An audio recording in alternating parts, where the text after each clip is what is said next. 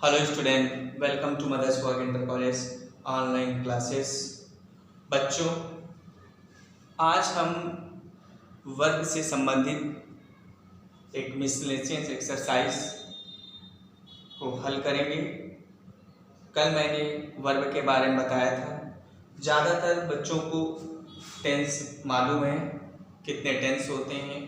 चूँकि जो verb use होती है वो अकॉर्डिंग टू टेंस होती है। हमें ये सेंटेंस के अकॉर्डिंग ये पहचानना पड़ेगा कि वाक्य हमारा किस टेंस में है, और हम उसके अर्थ के अनुसार वर्ब का प्रयोग करते हैं और ये देखते हैं कि वो सेंटेंस का जो अर्थ है वो किस टेंस में बन रहा है। तो इस तरीके से हम टेंस को पहचानते हुए उसके वर्ब का प्रयोग करते हैं। सामान्यतः मैं एक बात और आपको बता देता हूँ कि जैसे प्रेजेंट, कल मैंने बताई थी प्रेजेंट इंडिफिनिट में होता है तो वर्ब की फर्स्ट फॉर्म लगती है। कॉन्टिन्यूअस में होता है, प्रेजेंट कॉन्टिन्यूअस में तो helping verb is am are लगती है और वर्ब में आईएनजी लगती है। इसी प्रकार अगर प्रेजेंट परफेक्ट का वाक्य है तो उसमें वर्ब की थर्ड फॉर्म लगती है। प्रायः वर्ब ही भरे जाते हैं, वहाँ पे लिखा रहता है कि ये इस तरीके से ब्रैकेट में जो दिया गया है, इस सारी ब्रैकेट में दिए हुए वर्ब को हम खाली स्थान पे भरते। ये बोर्ड परीक्षा में अक्सर के 1-2 नंबर का आता ही है। तो इस तरीके से प्रेजेंट परफेक्ट कॉन्टिन्यूअस में अगर है तो उसमें helping verb has, has been लगेगा और वर्ब में आईएनजी लगेगी।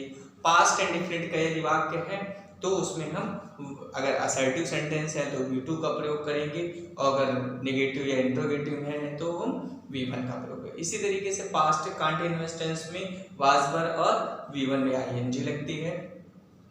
पास्ट परफेक्ट में हैड हेल्पिंग वर्ब और V3 लगती है, और इस तरीके से पास्ट परफेक्ट कॉन्टिन्यूअस टेंस में हैड बीन का प्रयोग करते हैं और वर्ब में आईएनजी। फ्यूचर इंडेफिनिट की बात आती है तो फ्यूचर इंडेफिनिट में आपको विल, सेल और V1 लगाते हैं इंडेफिनिट में, और अगर कॉन्टिन्यूअस का वाक्य है तो उसमें हम विल बी, सेल बी और V1 में आईएनजी लगती है। फ्यूचर परफेक्ट की बात आती है will have been, shall have और वर्ब की थर्ड फॉर्म।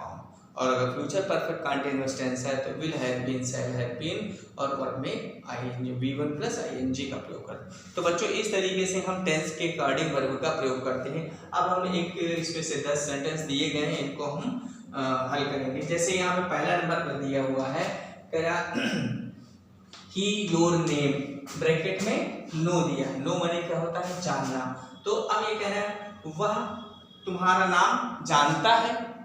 ठीक है, तो इस तरीके से हम यहाँ पे इसमें क्या जानता है, ये आपका प्रेजेंट इंडेफिनिट का ही सेंटेंस होगा, और यहाँ पे ही लगा हुआ है। ही चूंकि सिंगुलर नंबर का है इसलिए यहाँ पे क्या लगा देंगे? नोज लगा देंगे, KNOWS करेंगे। ही नोज योर नेम, वह तुम्हारा नाम जानता है। इस तरीके से हल कर देंगे। सेकंड में हम देखेंगे द सन, और फिर यहाँ ब्रैकेट में राइज दिया है और सेट दिया हुआ है, तो यहाँ पे हम लिखेंगे द सन राइजेस। क्योंकि यहाँ पे सन एक सिंगुलर नंबर का है, और जब सिंगुलर नंबर का होता है तो उसमें क्या होता है? SAIS का प्रयोग करते हैं। अब यहाँ पे ES का प्रयोग किया गया, क्यों? क्योंकि इसकी जो वर्ब है वो आपकी ई लगा हुआ है। जब ई वावेल होता है अंत में तो हम इसमें ES का प्रयोग करते हैं, तो ये आपका ES हो गया। तो the sun rises in the east, और फिर ये इन द ईस्ट, यहाँ पे फिर एंड सेट्स, ये भी जो कि प्रेजेंट इंडेफिनिट का है इसलिए यहाँ पे हो जाएगा सेट्स इन द वेस्ट, यानी सूर्य पूर्व में निकलता है और पश्चिम में डूबता है। एंड द थर्ड पॉइंट है कि my car a lot of trouble these days. कह रहा है कि ए लॉट ऑफ माने बहुत अधिक, ट्रबल माने कष्ट, दीज डेज माने इन दिनों। मेरी कार जो है, और क्यों माने देना, यानी इसका मतलब ये हो गया कि मेरी कार इस समय मुझे बहुत कष्ट देती है। ठीक है, तो इसका मतलब यह हो जाए माई कार, यहाँ पे सीधे लिखेंगे गिव्स हो जाए। ठीक है, बहुत अधिक परेशान करती है। सीता कुड नॉट देयर, तो यहाँ पे क्या आएगा? यानी कुड पहले से ही लगा हुआ, हेल्पिंग वर्ब जब दी होती है तो यहाँ पे V1 का प्रयोग होगा, यानी यहाँ पे रीच को रीच किए, रीच को हम, यानी Sita could not reach there, Rita वहां पहुंच नहीं सकी। बाय नेक्स्ट जुलाई, अब ये कह रहा कि अगली जुलाई तक आई दिस बुक कंप्लीट लिखा। मैं इसका मतलब है कि अगली जुलाई तक, अगली जुलाई के फ्यूचर की बात आती है, जब फ्यूचर की बात आती है कह रहा अगली जुलाई तक मैं अपना ये बुक कंप्लीट कर लूंगा। यानी कि बाय नेक्स्ट जुलाई आई शैल कंप्लीट, आई शैल कंप्लीट, ये आई शैल कंप्लीट दिस बुक। अब चूंकि यहाँ पे अगली जुलाई यानी भविष्य की बात कर रहा है, जो फ्यूचर टेंस में अभी मैंने बताया कि जब फ्यूचर टेंस का वाक्य होता है तो उसमें विल या शैल का भी प्रयोग करते हैं। तो इस तरीके से आई शैल कंप्लीट दिस बुक हो जाएगा। अब उसी पैराग्राफ में नेक्स्ट पैराग्राफ नेक्स्ट देखेंगे, छठवां है कि he should not of the bus till it. अब यहाँ पे तो दो वर्ब है, गेट है और स्टॉप है। तो यहाँ पे you should not gate off the बस, तो यहाँ पे क्या आ जाएगा, गेट हो जाएगा, get off the bus till it stops, जब तक वो रुकती नहीं, स्टॉप्स हो जाएगा। ठीक है, फिर क्या है, हु यू हिस्ट्री टुडे। ठीक है, तो यहाँ पे तुम्हें हिस्ट्री, तो आज तुम्हें हिस्ट्री कौन पढ़ाया है, यही तो मतलब होगा, या आज तुम्हें हिस्ट्री कौन पढ़ाता है, ये ऐसा नहीं है। हम यहाँ पे ये आपका फ्यूचर परफेक्ट का वाक्य बन जाएगा, सॉरी, आज तुम्हें हिस्ट्री कौन पढ़ाया है। ठीक है, तो इस तरीके से who has taught,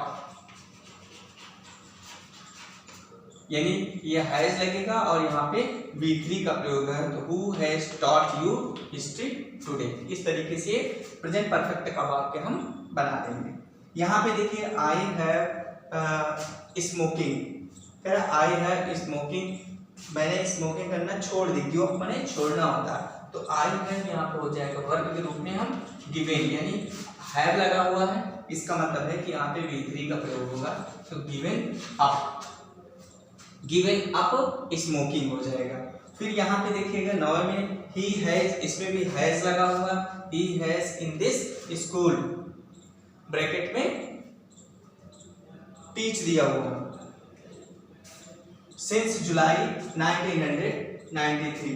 अब ये एक तो यहाँ पे कह रहा है सिंस दिया हुआ है, ठीक है, ही हैज दिया हुआ, he has in this school, इस स्कूल में सिंस जुलाई 1993, यानी समय दिया है। जब वाक्य में समय दिया होता है तो वहाँ पे प्रेजेंट परफेक्ट कंटिन्यूअस टेंस का वाक्य होता है। तो यहाँ पे यानी जुलाई तक, जुलाई 1993 से इस स्कूल में टीच है, टीच दिया हुआ है, यहाँ पे हम क्या लेंगे, he has teaching, he has been teaching, TEACHING, तो हो जाएगा he has been teaching in this school since July। ठीक है, एंड द लास्ट है, अब यहाँ पे एक फ्रेज दिया हुआ है, इडियम्स दिया हुआ है कि टू एंड टू मेक, यहाँ पे मेक आ जाएगा, यानी ये उसको उसी तरीके से लिखें। तो बच्चों ये इस तरीके से सभी एक्सरसाइज होती है। हम जब परीक्षा में बैठते हैं तो हमको बहुत सूझबूझ से काम करना है कि ध्यान से देखना है कि कौन से वर्ब का प्रयोग करना है। उसमें यही देखा जाता है कि टेंस विशेष होते हैं, टेंस का हमको याद रहना चाहिए, किस टेंस में कौन सी वर्ब का प्रयोग, किस प्रकार की वर्ब आती है, उसके हिसाब से हम वर्ब का प्रयोग करते हैं। आप सभी बच्चे इसको पहले कल की वीडियो देखेंगे, उसके बाद फिर ये अब इससे संबंधित एक्सरसाइज को पढ़ेंगे। Thank you.